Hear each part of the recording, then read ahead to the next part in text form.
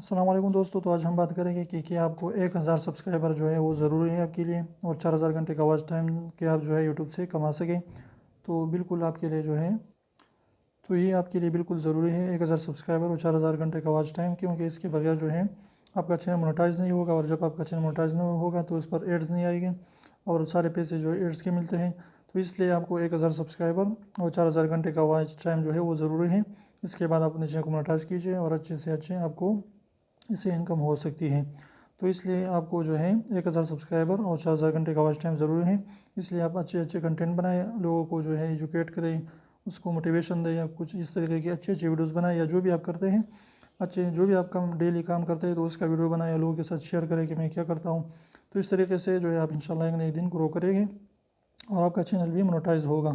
तो उम्मीद करता हूँ छोटी सी वीडियो आपको पसंद है। वीडियो पसंद है तो प्लीज़ वीडियो को लाइक कर दीजिए, चैनल को सब्सक्राइब करना ना भूलें और बेल आइकन को भी प्रेस करें ताकि हमारे न्यू वीडियोज़ की नोटिफिकेशन आप तक आती रहे।